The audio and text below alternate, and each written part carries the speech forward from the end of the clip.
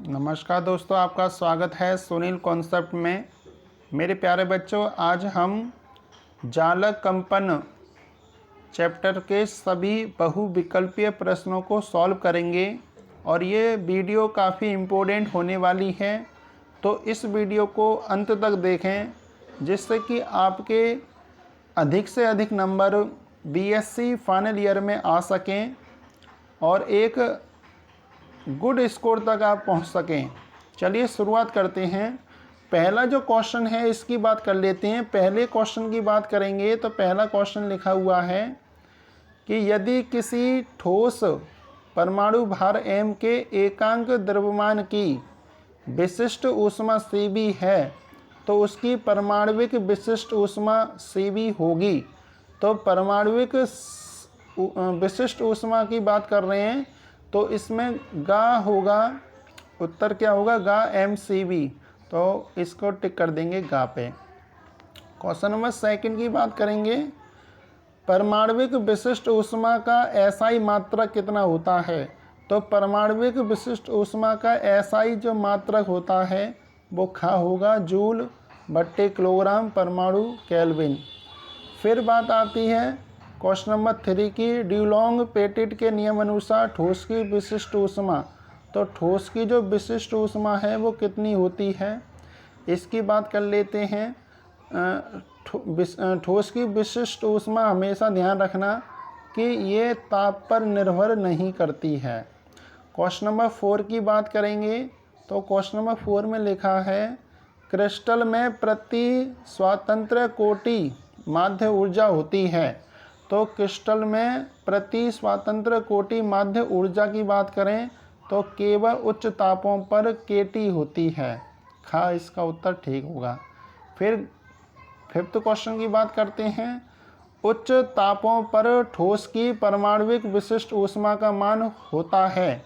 तो उच्च तापों पर ठोस की परमाणविक विशिष्ट ऊष्मा का जो मान होता है वो 6 कैलोरी प्रति ग्राम परमाणु केल्विन होता है। अब बढ़ते हैं क्वेश्चन नंबर 6 की तरफ। तो क्वेश्चन नंबर 6 में लिखा है, क्वेश्चन नंबर 6 में क्वांटम सिद्धांत के अनुसार न्यू आवृत्ति वाले परमाणु दोलित्र की परम ताप T पर माध्य ऊर्जा होती है तो कितनी होती है? वो होती है गा h न्यू बट्टे e की पावर h न्यू बट्टे KT -1। क्वेश्चन नंबर 7 में है किसी ठोस की परमाणविक विशिष्ट ऊष्मा, तो किसी ठोस की परमाणविक विशिष्ट ऊष्मा की बात की जाए तो उच्च ताप पर 3R तथा अति निम्न ताप पर T की पावर 3 के अनुक्रमानुपाती होती है। फिर नेक्स्ट बढ़ लेते हैं। वे क्वेश्चन नंबर 8 की बात कर लेते हैं। क्वेश्चन नंबर 8 में लिखा हुआ है कि किसी ठोस की आइंस्टीन आवृत्ति 2.49 × 10 की पावर 12 हर्ट्ज है तो उसकी परमाणविक विशिष्ट ऊष्मा का मान 3R होगा। तो 3R जो होगा वो कितना होगा? तो वो होगा 120 केल्विन से अधिक ताप पर। फिर क्वेश्चन नंबर 9 की बात करते हैं। आइंस्टीन के क्वांटम सिद्धांत के अनुसार ठोस का, तो आइंस्टीन के क्वांटम सिद्धांत के अनुसार ठोस का क्या होता है? प्रत्येक परमाणु समान आवृत्ति के प्लांक दोलित्र की भांति व्यवहार करता है। अब आगे बढ़ लेते हैं। क्वेश्चन नंबर 10 की बात करेंगे तो नेक्स्ट पेज पे आ जाते हैं हम। क्वेश्चन नंबर 10 में लिखा हुआ है कि आइंस्टीन ताप थीटा ई तथा आइंस्टीन आवृत्ति न्यू ई में संबंध, तो न्यू ई में जो संबंध है वो कितना होता है इसकी बात कर लेते हैं। तो वो होता है थीटा ई बराबर h न्यू ई बट्टे के। फिर है क्वेश्चन नंबर 11 की कि किसी अभिक्षेपण माध्यम में कोणीय आवृत्ति ओमेगा तथा तरंग वेक्टर k का तरंग वेग v से संबंध होता है। तो जो संबंध होता है W ओमेगा बराबर होता है VK। कितना होता है? VK होता है। फिर और नेक्स्ट 12 क्वेश्चन की बात करेंगे। क्वेश्चन नंबर 12 में क्या लिखा हुआ है? क्वेश्चन नंबर 12 में लिखा है किसी एक विमीय एक परमाणुक जालक जालक नियतांक ए में v चाल से संचरित हो सकने वाली तरंग की अधिकतम आवृत्ति कितनी होती है? तो अधिकतम आवृत्ति जो होती है वो ν/πa होती है।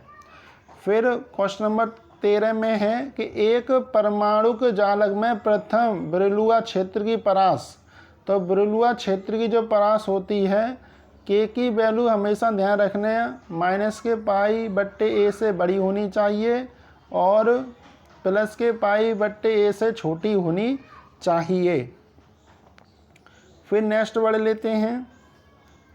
तो क्वेश्चन नंबर 14 में लिखा हुआ है कि समान द्रव्यमान वाले दो परमाणुओं की जालक में कंपन होते हैं। तो समान द्रव्यमान वाले दो परमाणु की जालक में जो कंपन होते हैं वे कौन सा सही रहेगा? तो वो केवल ध्वनिकी विद्या में होते हैं। फिर 15 में द्विपरमाणुक लेटिस में दोनों परमाणुओं के कंपन समान आयाम के एक ही दिशा में होते हैं।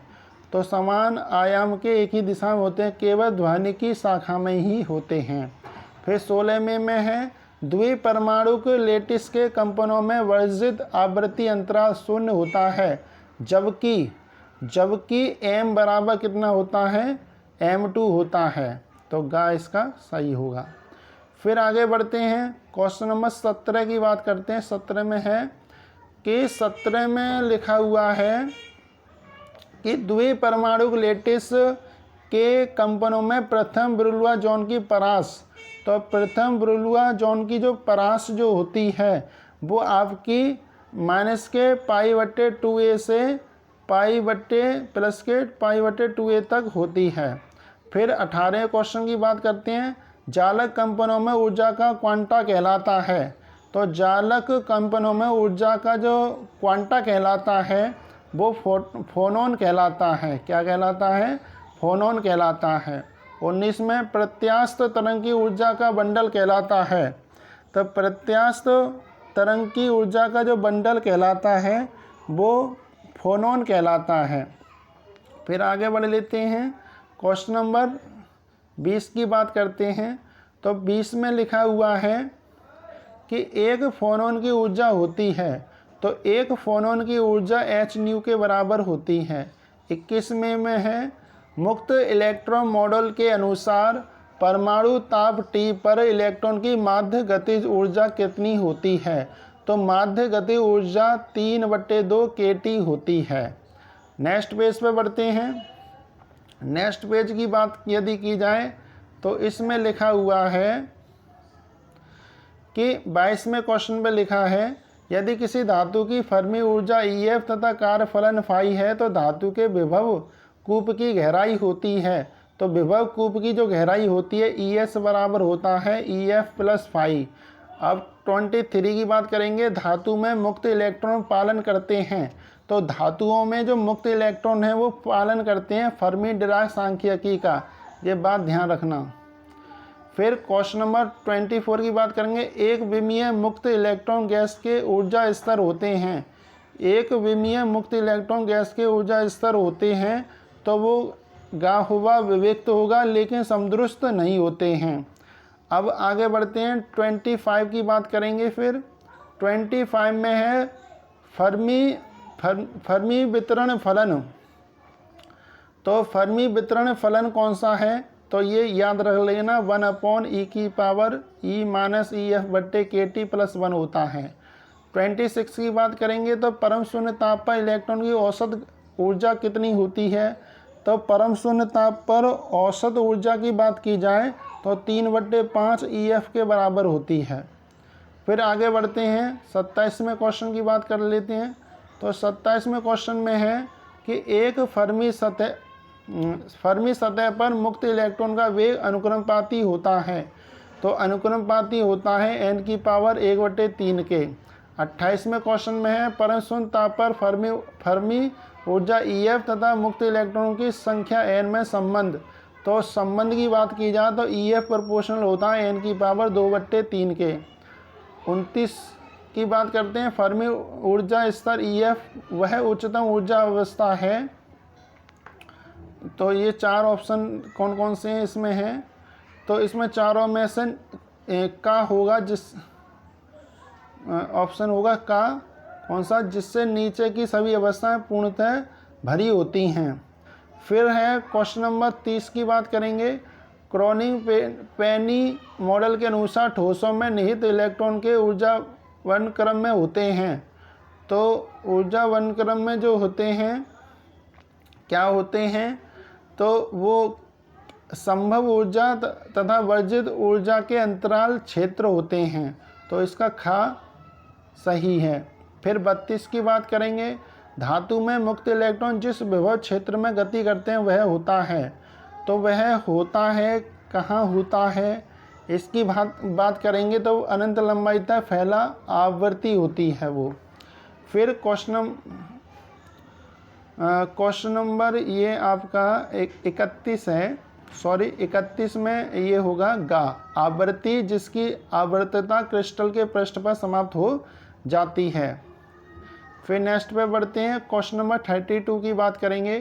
क्वेश्चन नंबर 32 में लिखा हुआ है कि यदि किसी धातु का हॉल गुणांक ऋणात्मक है, इससे निष्कर्ष निकलता है कि धातु में आवेश वाहक हैं।